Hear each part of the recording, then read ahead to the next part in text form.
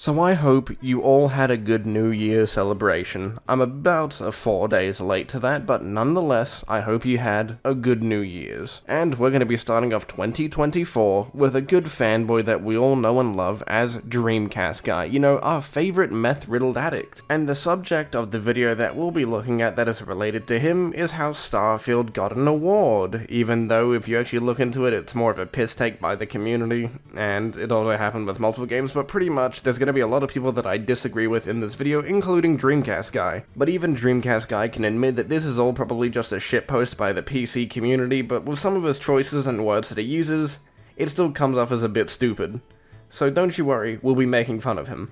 But a lot of the people that he looks at and uses in his video will be also making fun of because they make some truly horrendous takes. So without further ado, let's get into the video. What's up, gamers? Dreamcast Guy here, talking today about the Steam Awards, and yes, I actually have to put quotes around that because these are a complete mess. Everybody is laughing about the winners because they just make no sense. I don't get how this doesn't make any sense. It's pretty obvious what happened. Whether or not you agree or disagree on the games, they were nominated by the community. There is nothing hard to comprehend here. People voted for it whether or not you agree it was shitposty or not. Personally, I'm in the camp that it was really shitposty. Because do you really think Starfield would have won that normally? Like, there is no way they would have won most innovative gameplay or whatever the fuck it was. I wonder if I voted Starfield. I forgot what I voted for all those, because I remember doing it for some Steam points. Frickin' Starfield won awards, Last of Us Part 1 Remake, Red Dead Redemption 2. I mean, straight up, it's just clearly a big troll moment for the internet. But let's talk about that. Hi, hope you're having a great day. No, I'm not having a good day. I had to wake up and record a video about you. Who the fuck would be happy doing that, you know? I just want to get euthanized at this point, you know, please. You know, I'd rather just have a lobotomy than fucking make a video on you, you know, that would be more entertaining. Just before we start to dig into the very angry reactions to it, let's take a look at the winners themselves. Game of the Year being Baldur's Gate, that makes perfect sense. Damn right, that makes perfect sense, Dreamcast Guy. Baldur's Gate 3 absolutely deserves to be Game of the Year, because now we get a discount because it got that. Very good. But once you start to go past that top chart, these are pretty strange. Best Steam Deck game being Hogwarts Legacy. Bro, just give that to Hogwarts Legacy, it needs it. Like, you know, it got fucking cucked at the Game Awards. The least you could give it is just one award that it definitely doesn't deserve, because holy shit, its Nintendo Switch, let alone its Steam Deck performance, is not the best. So we can at least just give them one thing. Like, come on, they at least deserve that. Even if they don't deserve it, just give it to them. I mean, almost every single one of these, you can tell that people picked just to be silly. Labor of Love, Red Dead Redemption 2. Yeah, you know, the game that got no updates, no patches. Clearly, these are trolls. I would argue this is the only part that actually made me want to make this video about these awards, and that is Red Dead Redemption, purely because the community in Red Dead Redemption has been trying to get a hold of Rockstar for quite some time to either update the game, fix bugs and glitches, remove all the hackers, which we all know they're never going to do, or make the game better performing. Red Dead Redemption has one of the most loyal online communities, and yet Rockstar does everything in their power to just throw them away. And this isn't coming from someone that's an outsider. I've literally over rank 1000. I've enjoyed my time with the game on console. It's not something I play anymore, of course, because I've done everything. There's no point to continue playing once you've done all this shit. And I would argue that this is the only coordinated award. Compared to all the others, they could have just been done, you know, pretty haphazardly and say, oh look, this would be pretty funny to put there. Like, I don't get where a lot of these content creators are talking about this, like, how could you get a bunch of people to coordinate this? You don't need to coordinate something so simple like, haha, we should put Starfield in that one, because that would be pretty funny, wouldn't it? But the only one that I could actually see being coordinated is Red Dead Redemption, as a lot of the community has been pretty vocal with a lack of communication from Rockstar. And usually, they're trying to go out of their way to get any form of communication from Rockstar. So what I'm trying to get at is that, compared to a lot of these other shitters that are complaining about where these awards are coming from, I do believe they need some fixing. But at the end of the day, this is what the community have voted upon, so I don't really care like some of these other people do. And it seems like a lot of the other fanboy content creators don't really care either, because it's kind of funny, because all those games are on discount now, so if you wanted Red Dead Redemption, Baldur's Gate, now's your chance to get it on PC. Even if it's a small discount, you're still saving money. Some of these definitely deserve their spots. Best Game with Friends, Lethal Company, absolutely. I am yet to play Lethal Company, and I am not really too interested in playing it. I'm kinda sick of seeing all these indie developers making 4-man extraction games. You know, you could at least do something like Vampire Survivors that, that kinda stuck out. I mean, fuck, there's a lot of clones of it, but holy shit. Maybe one day I'll play Lethal Company. It's not really on my top of things to play, I'm still waiting for my Dragon's Dogma 2.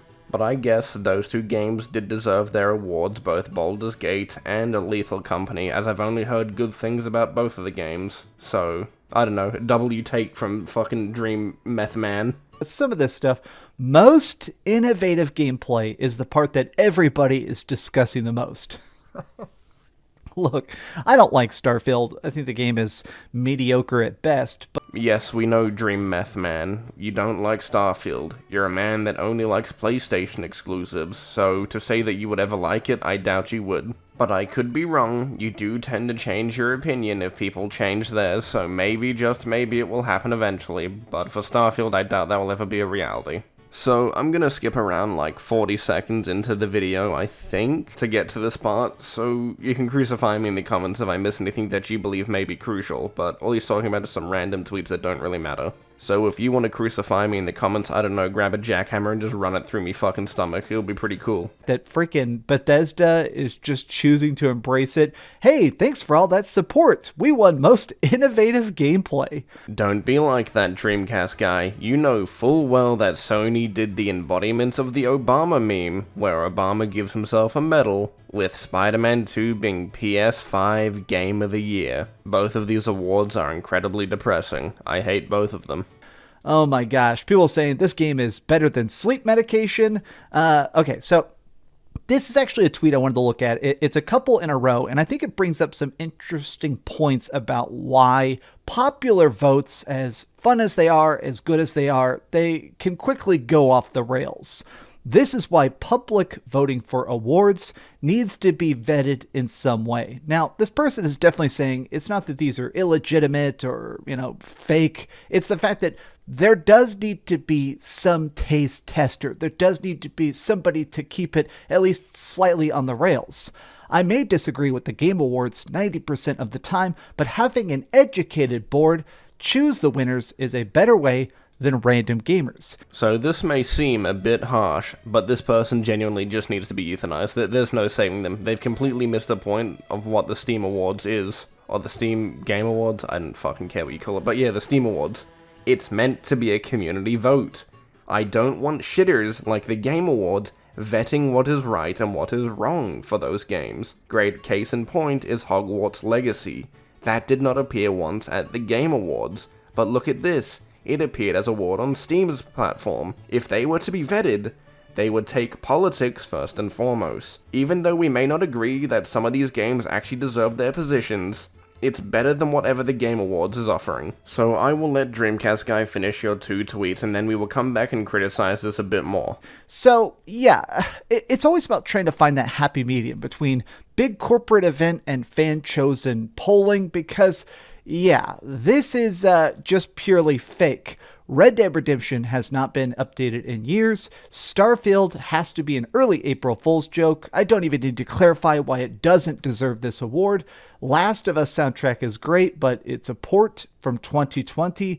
All the finalists were robbed. One of my biggest issues is that games have been ported that year are eligible for pretty much every category, regardless of how old they are or what they actually are. Ports need to be treated differently. Second year in a row that soundtrack has been sniped by a late port. Now, I can only somewhat agree with this. Yes, I absolutely agree that ports should not be allowed to get awards alongside remakes. But I think you're missing the point on why the Steam Awards does what it does. It's all community voted, whether or not you agree with the votes or not. It was voted by the community, meaning me, you, and everyone else, whether or not we like it or not.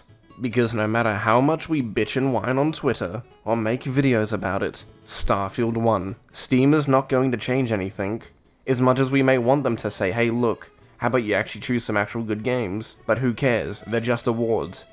You only get discounts from them. So keep bitching, keep crying. this is a good point. Stuff like Hi-Fi Rush, which you can actually see here as best soundtrack, all of these have better soundtracks. I like The Last of Us Part 1 soundtrack a lot, but to say it's better than Hi-Fi Rush or something like Pizza Tower, like, I will agree with the fact that this is just silly. This is people picking it just to be goofballs. Even though I may agree with you, Dreamcast guy, what if, on the opposite side of this was something that people genuinely voted for? Chose to actually say, hey look, I think this game is genuinely deserving of it. Even though all of us may not agree with it, it's still a possibility. Now, a lot of people are talking about the fact that the reason that Starfield was selected was definitely just a protest vote, to be ridiculous on purpose, because right now the game is absolutely hated. It's absolutely getting destroyed. It's now under 30% on Steam. This is one of the highest budget review failures of all time. And you know what? As a person that's played a lot of Starfield, the game definitely deserves the hate it gets. And you're getting your information from a fucking PlayStation fanboy? I swear I've used this guy multiple times in previous videos. I don't know if that would be a good place to get your information from, but yes, Starfield is sitting on a mostly negative. Just do what I did and go to the fucking Steam page. It would be so much easier and doesn't make you look like a dickhead. In fact, one of my best friends, she is playing Starfield right now. For Christmas, her husband got her an Xbox. Shout out to Chelsea. She is trying to play Starfield, and she beat the main campaign, and she's doing all the Scarlet Justice. What do they even call the space cops? I'm completely forgetting. She is just growing to hate the game more and more. But even if you like the game, you can't say it's innovative. That's because it's not, Dreamcast guy. It's a downgrade from Fallout 4. Starfield is really the only game in recent memory where I feel genuinely burned from playing it. Like, I spent $170 to get that premium edition, and I can assure you it was not worth. That was honestly such a waste of money. I do regret buying it. But I think that's everything I want to cover from this Dreamcast guy video. There's about 4 minutes left, but it's just him talking about the final tweets and ending out his video, so I guess I'll do the same and end my video here. I hope you all had a great New Year's. Take care.